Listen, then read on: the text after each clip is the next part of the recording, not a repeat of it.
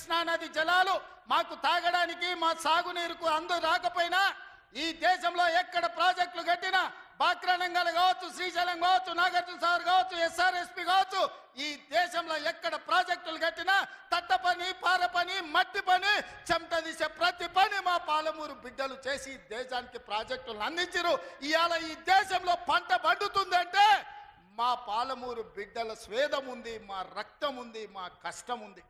అట్లాంటి మా జిల్లా ఎడారిగా మారి వేలాది మంది వలసలు పోతుంటే తమ పసిపిల్లల్ని తల్లిదండ్రుల దగ్గర, ముసలోళ్ళ దగ్గర, గుడిసెల దగ్గర వదిలి జంటలు జంటలుగా మేస్త్రీల ఎంబడి వలస పోతుంటే వలసలు ఆపాలని ఇవాళ మా ప్రాజెక్టులు పూర్తి చేయాలని ప్రయత్నం చేస్తుంటే మా మీద పగబట్టినవు ఎందుకు చంద్రశేఖరరావు అని నేను అడుగుతున్నా. ఏం అన్యాయం చేసినాం నీకు చంద్రశేఖరరావు? మేము నిన్ను మా పార్లమెంట్ సభ్యుడిగా ఎన్నుకోవడం మేము చేసిన అన్యాయమా? నీ పార్టీకి పోయినసారి 13 సీట్లు ఇవ్వడం మేము చేసిన అన్యాయమా? ఏం అన్యాయం చేసినామని ఇవాళ మా జిల్లాల ప్రాజెక్టులను అంటుకుంటున్నాం. ఈ 10 ఏళ్లలో నువ్వు పాలమూరు రంగారెడ్డి ఎత్తిపోతలు పూర్తి చేసినుంటే ఇవాళ చంద్రబాబు నాయుడుతో పంచాయతీ ఎందుకు వస్తుండే?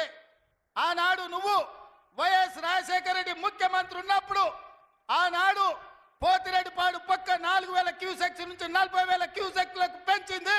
రాజశేఖర రెడ్డి గారికి ఊడిగం చేసింది. రాజశేఖర రెడ్డి చెప్పులు మోసి కృష్ణానది జలాలను రాయలసీమకు తరలించడానికి అనుమతించింది సన్నాసివి నువ్వు కాదా చంద్రశేఖరరావు?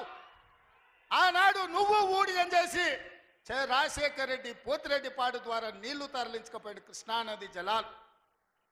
మళ్ళీ ఆయన కొడుకు జగన్మోహన్ రెడ్డి ముఖ్యమంత్రి అయిన తర్వాత ఇదే ప్రగతి భవన్, ప్రజల స్వేదంతో నిర్మించిన ప్రగతి భవన్ అధికారిక కార్యాలయానికి వైఎస్ కొడుకు జగన్మోహన్ రెడ్డిని పిలిపించి పంచపక్ష ప్రమాణాలు పెట్టి 6 గంటలు చర్చించి రాయలసీమ ఎత్తిపోతల పథకం రచించింది నువ్వు కాదా? ఇది ద్రోహం కాదా? ఆనాడు రాజశేఖర రెడ్డితో కలిసి పోతిరెడ్డిపాడు ద్వారా కృష్ణానది జలాలను సీమకు తరలించకపోతుంటే హారతిచ్చింది నువ్వు కాదా? ఆనాడు మంత్రివర్గంలో నీ మంత్రులు లేరా? హరీష్ రావు గారు ఆ మంత్రివర్గంలో మంత్రి కాదా అని నేను ఇవాళ అడుగుతున్నా. అదే కాదు, జగన్మోహన్ రెడ్డి గారు ముఖ్యమంత్రి ఉన్నప్పుడు ఏ నీళ్ల కోసం తెలంగాణ రాష్ట్రం తెచ్చుకున్నామో, ఏ నీళ్ల కోసం శ్రీకాంతాచారి లాంటి యువకులు, నూనూగు మిసాల యువకులు ఆత్మ బలిదానాలు చేసుకున్నారు. ఆ బలిదానాలతో సాధించుకున్న తెలంగాణలో కృష్ణానది జలాలు రంగారెడ్డి, మహబూబ్ నగర్, అదేవిధంగా నల్గొండ, ఖమ్మం జిల్లాలకు ప్రాజెక్టులకు, భూములకు పారాల్సిన నీళ్లు రాయలసీమ జిల్లాలకు తరలించకపోతుంటే రాయలసీమ లిఫ్ట్ ఇరిగేషన్, అదేవిధంగా ముచ్చుమర్రి లిఫ్ట్ ఇరిగేషన్ నిర్మించుకుంటుంటే ఒక్క రోజైనా నువ్వు అడ్డుకున్నావా? వీరతిలకం దిద్ది జగన్మోహన్ రెడ్డికి పంచపక్ష ప్రమాణాలు పెట్టింది నువ్వు కాదా? ఇవాళ నువ్వు చేసిన పాపం ఇవాళకు మాకు శాపమైంది, ఇవాళ మాకు ఉరైంది. ఇవాళ తొందరలోనే రాయలసీమ లిఫ్ట్ ఇరిగేషన్ పూర్తి అయితే రోజుకు 10 టీఎంసీలు, రోజుకు 10 టీఎంసీలు అంటే ఒక్క నెల రోజులు మన కళ్ళు మూసుకుంటే 300 టీఎంసీలు శ్రీశైలం మొత్తం తరలించకపోవడానికి, మలుపుకపోవడానికి ఇవాళ పునాదులు వేస్తే ఆంధ్రప్రదేశ్ ప్రభుత్వం వీర తిలకం దిద్ది కాంట్రాక్టర్ దగ్గర కమిషన్ల కోసం కక్కుర్తిపడ్డది నువ్వు కాదా చంద్రశేఖరరావు? ఆనాడు సాగునీటి పారుదల శాఖ మంత్రి హరీష్ రావు కాదా అని నేను అడుగుతున్నా. 5 ఏళ్ళు హరీష్ రావు సాగునీటి పారుదల శాఖ మంత్రి, 5 ఏళ్ళు చంద్రశేఖరరావు గారు సాగునీటి పారుదల శాఖ మంత్రి. మరి నేను ఇవాళ అడుగుతున్నా, పాలమూరు అక్కడనే ఉంది, కల్వకుర్తి అక్కడనే ఉంది, భీమా ఎండిపోయింది, కోయిల్ సాగర్ ఆరిపోయింది, ఈరోజు ఆర్డీఎస్ అట్లనే ఉండిపోయింది. మా ప్రాజెక్టులు ఎందుకు పూర్తి చేయలే? మా పాలమూరు కష్టాలు ఎందుకు తీరవలేదని నేను అడుగుతున్నా. ఈ నీళ్లు మాకు నాగరికతను ఎందుకు తేలే? ఈ నీళ్లు మాకు పసిడి పంటలు ఎందుకు తీయలే? ఈ నీళ్లు మాకెందుకు కన్నీళ్లు మిగిలిచ్చినాయని నేను అడుగుతున్నా. ఈ నీళ్లు మా భూములు ఎడారుగా మారడానికి, ఈ నీళ్లు మా ప్రజలు వేలాదిగా వలసలు పోవడానికే పనికొచ్చినాయి తప్ప మా జీవితాలలో వెలుగులు వచ్చినాయని నేను అడుగుతున్నా. ఈ పాపం నీది కాదా చంద్రశేఖరరావు? ఈ పాపం నీదే కదా? 10 ఏళ్ళు వచ్చిన తెలంగాణ రాష్ట్రంలో 2 లక్షల కోట్ల రూపాయలు సాగునీటి ప్రాజెక్టుల కోసం ఖర్చు పెట్టినావు కదా. 1,00,000 కోట్లు కాళేశ్వరం కట్టినావు, 1,00,000 కోట్లల్లా 1,000 కోట్లు మింగినావు. కట్టిన కాళేశ్వరం కుప్పగూలిపోయింది. ఇంతకంటే దిక్కుమాలిన ప్రాజెక్ట్ ఇంకెక్కడైనా ఉంటుందా అని నేను చంద్రశేఖరరావుని అడుగుతున్నా.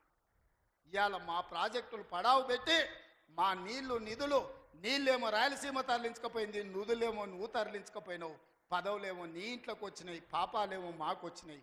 ఇవాళ ఈ పాపాలు, ఈ కష్టాలు ఎంతకాలం మేము ఎదుర్కోవాలని నేను అడుగుతున్నా. అందుకే మిత్రులారా, ఇవాళ మన మీద పగబట్టిండు. 10 ఏళ్ళు ముఖ్యమంత్రి ఉన్నాయన, మన పరిపాలన బాగలేదంటుడు. నేను అడుగుతున్న ఇక్కడికి వచ్చిన సోదరుని, తెలంగాణ ప్రజల్ని, 10 ఏళ్ళు కేసీఆర్ ముఖ్యమంత్రి ఉన్నాడు, 12 ఏళ్ళు నరేంద్ర మోడీ ప్రధానమంత్రి ఉన్నాడు. ఇవాళ చర్చకు సిద్ధమా? కిషన్ రెడ్డి గారు, మీ పార్టీ ప్రెసిడెంట్గా నువ్వురా, కేంద్ర మంత్రిగా నువ్వురా, చంద్రశేఖరరావు గారు ప్రతిపక్ష నాయకుడిగా నీ పార్టీ ప్రెసిడెంట్గా నువ్వురా, కాంగ్రెస్ పార్టీ నుంచి ముఖ్యమంత్రిగా నేను వస్తా. 12 ఏళ్ళు మోడీ పరిపాలన మీద, 10 ఏళ్ళు చంద్రశేఖరరావు పరిపాలన మీద, 12 నెలల మా పరిపాలన మీద, ప్రజా పరిపాలన మీద చర్చ చేయడానికి నేను సిద్ధంగా ఉన్నా. చర్చలో ఓడితే ముక్కు నేలకు రాస్తా అని చెప్పి నేను ఈ సందర్భంగా సవాలు విసురుతున్నా. ఇవాళ నేను అడుగుతున్నా, మాకు అవకాశం వచ్చింది, మా జిల్లాకు అవకాశం వచ్చింది, మేము ఎవరినో అడుక్కోవడం, ఎవరి ముందల్లో చేయి దాచడం కాదు.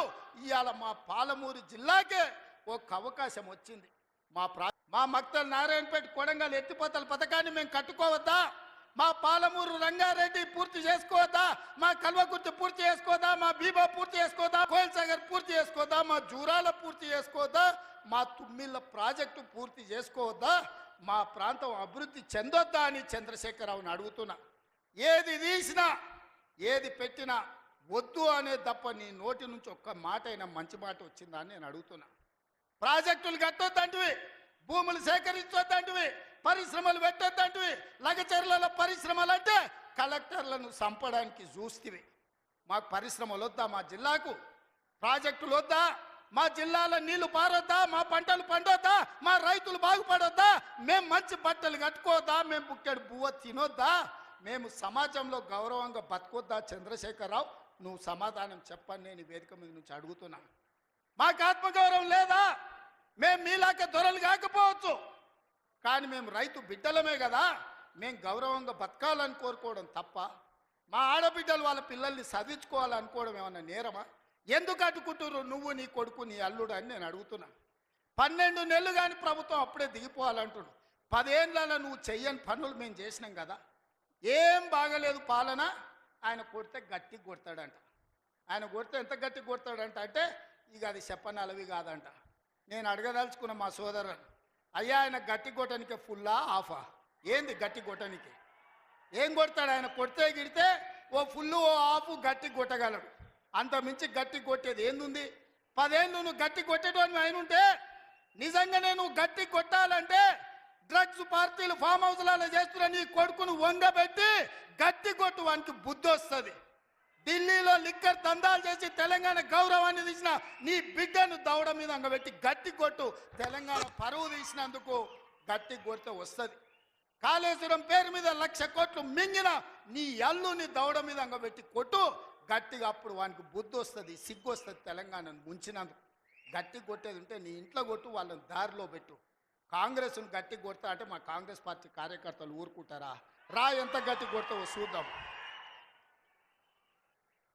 పొంకణాల పోసిగానికంట 3 ఎట్లంట 36 దొడ్లంట. వెనకడికి పొంకణాలు చెప్పేటోడు. 10 ఏళ్ళు నువ్వే ఉన్నావు కదనే, 10 ఏళ్ళలో నిన్ను ఇవ్వడం చేయొద్దన్నాడా? ఇవాళ మేము 12 నెలల ఏమి చేయలేదు అంటున్నాడు. నేను అడుగుతున్న ఇక్కడికి వచ్చిన మా ఆడబిడ్డల్ని, అక్క 500 రూపాయలకు సిలిండర్ వస్తలేదా? ఆర్టీసీ బస్సులో ఉచితంగా మీరు బస్సు ఎక్కుతారని టికెట్ అడుగుతురా? ఆ ఎల్ల అమ్మగారింటికి పోవాలంటే ఇంటి ఆయన కిరాయి పైసలు అడగాలి. అమ్మవారి గుడికి పోవాలంటే పక్కింటోళ్ళు తోడు రావాలి.